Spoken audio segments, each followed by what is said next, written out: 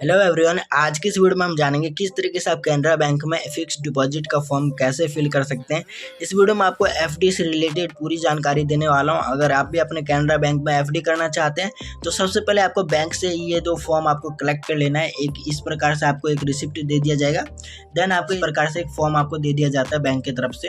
इन दोनों फॉर्म को बैंक से कलेक्ट करना है। उसके बाद आपको इसमें कौन कौन सी डिटेल फिल करना है और एफडी कैसे कर सके, इसका मैं फुल प्रोसेस आज की इस वीडियो में बताने वाला हूँ। ये सबसे पहले हम फॉर्म को फिलअप करते हैं, उसके बाद आपको रिसिप्ट फिल करने का तरीका बताऊंगा। तो फॉर्म आपको बैंक से लेना है, कुछ इस तरह से आपको फॉर्म देखने को मिलेगा। यहाँ पर सबसे पहले ऑप्शन देखने को मिलेगा for office use only, office use के लिए है, तो ये सारा डिटेल फिल करने की जरूरत नहीं है। यहाँ पर जैसा कि एक ऑप्शन मिलेगा डिपॉजिट अकाउंट नंबर, आप इस बात को आप ध्यान समझिए। डिपॉजिट अकाउंट नंबर मतलब ये है कि जब आप एफडी ओपन होगी आपकी तो एक आपका न्यू अकाउंट नंबर ओपन हो जाता है। देखिए, जो आपका सेविंग अकाउंट होता है वो अलग होता है और आप एफडी करते हैं तो उसका एफडी अकाउंट नंबर बन जाता है, आपके अकाउंट में लिंक रहता है, वो अलग हो जाता है। तो इनका कहने का मतलब ये है कि जो आपका डिपॉजिट अकाउंट नंबर है वो आपका अलग होगा, इसलिए आपको इस वाले कॉलम को भरने की जरूरत नहीं है। आपको नीचे साइड आना है, यहाँ पर आपको कस्टमर आईडी से शुरू करना होगा। तो यहाँ पर जो भी आपका कस्टमर आईडी है वो अपना कस्टमर आईडी इस तरीके से आप यहाँ पर फिलअप करेंगे। कस्टमर आईडी फिल करने के बाद आपको नीचे साइड आना है। यहाँ पर नीचे साइड आएंगे, देखिए यहाँ पर आपसे कैनरा बैंक इस तरीके से लिखा रहेगा, यहाँ पर ब्रांच लिखा है।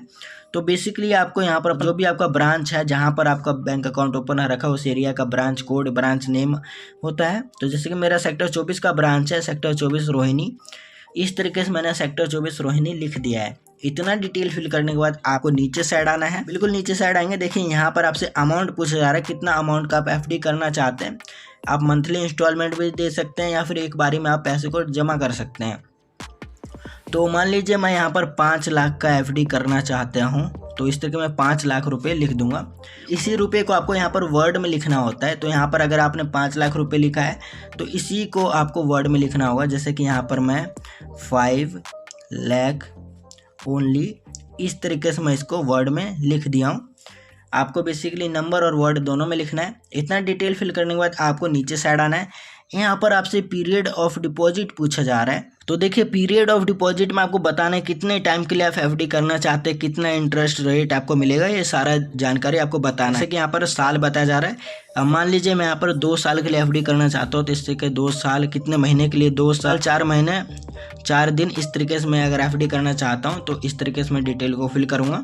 इंटरेस्ट रेट अगर आपको पता है कि 2 साल का कितना इंटरेस्ट रेट आपका बनता है तो खुद लिख सकते हैं, अदरवाइज आप इसको ब्लैंक छोड़ सकते हैं। बैंक के ऑफिसर आप यहाँ पर डिटेल को फिल करेंगे। जैसे कि यहाँ पर कैनरा बैंक का एक स्कीम होता है, हर बैंक का स्कीम होता है अलग अलग एफडी रेट के ऊपर। जैसे कि कैनरा बैंक में एक स्कीम है, इसको हम काट देते हैं क्योंकि हम दिन के हिसाब से फिल करेंगे।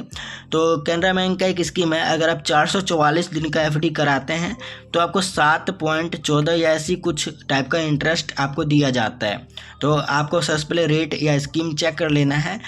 जो भी आप स्कीम यहाँ पर चूज़ कर रहे हो, स्कीम यहाँ पर बता देना होगा। यहाँ पर जैसे 444 दिन का स्कीम ले रहा हूँ तो मैं 444 दिन यहाँ पर लिख दिया हूँ। यहाँ पर इंटरेस्ट रेट आपको पता है तो आप आराम से इंटरेस्ट रेट यहाँ फिल कर सकते हैं। अगर आपको नहीं पता है इंटरेस्ट रेट आपको क्या मिलने वाला है तो आप इसको ब्लैंक छोड़ेंगे, बैंक के अधिकारी फिल कर लेंगे। कितने टाइम के लिए आप यहाँ पर एफडी कर रहे हो आपको बताना होता है। उसके बाद हम नीचे साइड आएंगे, देखिए यहाँ पर पर्सनल डिटेल का ऑप्शन मिलेगा। पर्सनल डिटेल में सबसे पहले आपको अपना अकाउंट होल्डर नेम फिल करना है। तो आपको सबसे पहले टाइटल चूज़ करना है, जैसे कि हमने मिस्टर चूज़ कर लिया। अब अकाउंट होल्डर नेम, जो भी जिसके नाम से आपका एफडी यहाँ पर ओपन हो रहा है वो उसका अकाउंट होल्डर नेम इस तरीके से अंकित मैंने लिख दिया। उसके बाद आपका कोई मिडिल नेम है तो मिडिल नेम फिल करेंगे।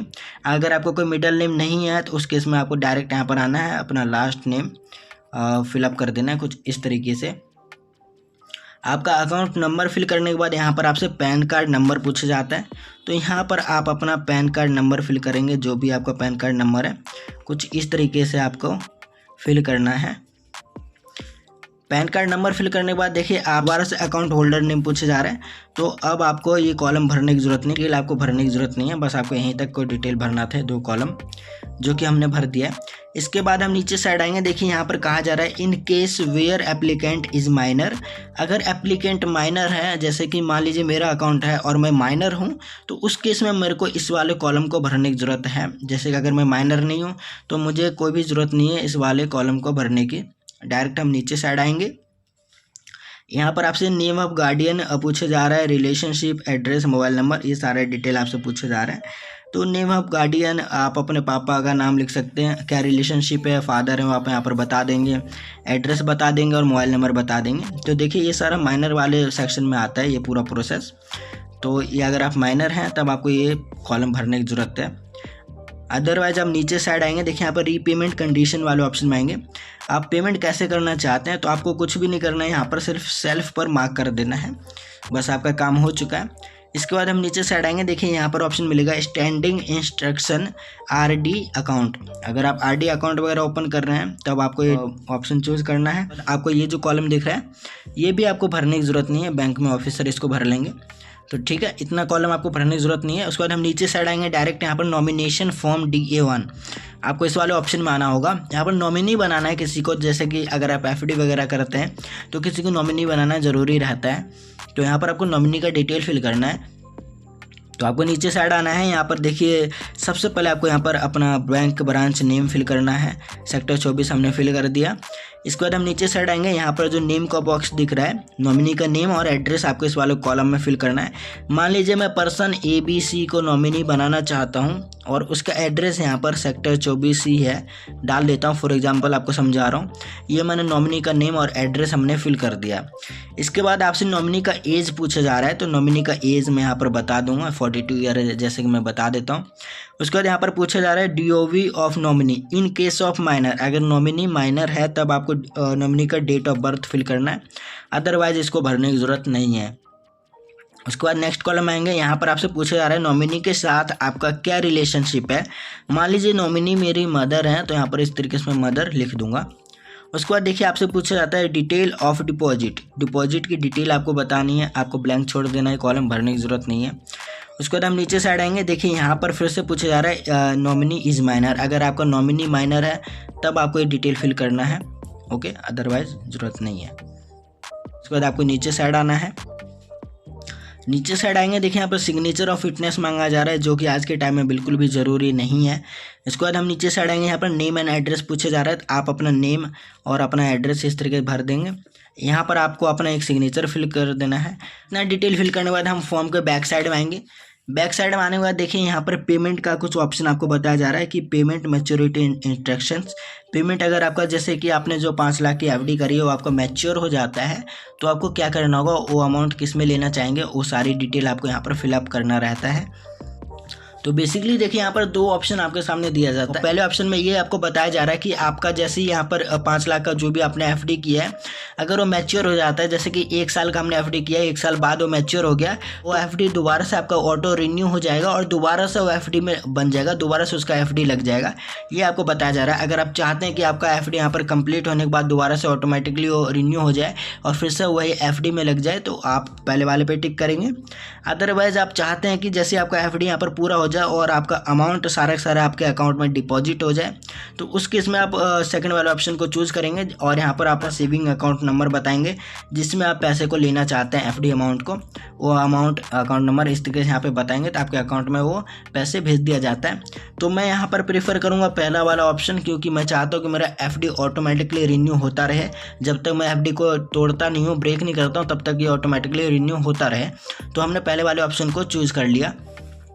इसके बाद देखिए आपसे पूछा जाता है मोड ऑफ इंटरेस्ट पेमेंट। हम अपने FD को अपने अकाउंट में, सेविंग अकाउंट में चाहते हैं, अपना अकाउंट नंबर यहाँ पर बता देंगे, जो भी आपका अकाउंट नंबर है, इस अकाउंट नंबर में आपका FD अमाउंट भेज दिया जाएगा। उसके बाद देखिए यहाँ पर डिक्लेरेशन दिया जा रहा है, आपको नीचे साइड आना है, यहाँ पर डिक्लेरेशन वगैरह देख लेना है। यहाँ पर आपको अपना एक सिग्नेचर कर देना होगा। ये पूरा प्रोसेस आपको ऑफिस यूज़ के लिए है, तो ये सारा डिटेल आपको भरने की ज़रूरत नहीं है, बस आपको इतना ही डिटेल फिल करना था। पीछे साइड आपको ज़्यादा कुछ भी डिटेल नहीं फिल करना है। सिग्नेचर वगैरह करके पहला फॉर्म तो यहाँ पर फिलअप हो गया है। उसके साथ जो आपको एक छोटा सा रिसिप्ट दिया जाता है, इसको कैसे भरना है चलिए बता देता हूँ। इस रिसिप्ट में सबसे पहले आपको यहाँ पर एक पासपोर्ट साइज़ फ़ोटो पेस्ट करना है। उसके बाद यहाँ पर आपको खाता संख्या नंबर आपसे पूछा जा रहा है, तो अपना बैंक अकाउंट नंबर यहाँ पर फिलअप करेंगे इस तरीके से।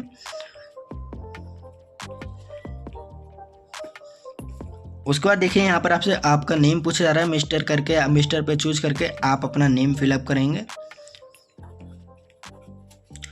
नेम फिलअप करने के बाद यहाँ पर आपको एक अपना सिग्नेचर कर देना है। यहाँ पर आपको डेट फिल कर देना है। और ये सिग्नेचर दूसरा ऑप्शन है, यहाँ पर भी आपको सिग्नेचर करना है। बेसिकली आपको 2 बार यहाँ पर सिग्नेचर कर देना होगा। तो बस आपको इतना डिटेल फिल करना है इस वाले रिसिप्ट में, और आपको इन दोनों फॉर्म को बैंक में सबमिट कर देना है। इस फॉर्म के साथ और कोई भी डॉक्यूमेंट आपको अटैच करने की जरूरत नहीं है, बस आपको इसी 2 फॉर्म को फिल करके बैंक में सबमिट कर देना है। 24 घंटे के अंदर ही अंदर आपका FD यहाँ पर कर दिया जाएगा और FD अकाउंट आपको ओपन कर दिया जाता है।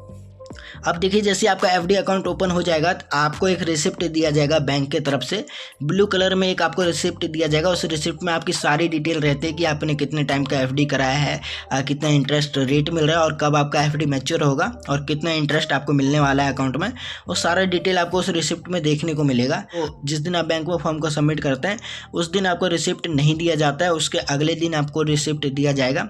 कुछ बैंक ब्रांच है कि उसी दिन आपको दे देते हैं, लेकिन ज़्यादातर में अगले दिन आपको रिसिप्ट दिया जाएगा। तो बैंक में जाकर आपको उस रिसिप्ट को कलेक्ट जरूर करना है और उस रिसिप्ट को आपको अपने पास रखना है, वो फ्यूचर में काम आएगा। तो कुछ इस तरीके से आप कैनरा बैंक का FD फॉर्म भर सकते हैं। तो आई होप आपको वीडियो पसंद आई होगी। वीडियो के रिगार्डिंग आपको कोई भी प्रॉब्लम है, कोई भी आपको डाउट है तो आप मुझसे कमेंट करके पूछ सकते हैं।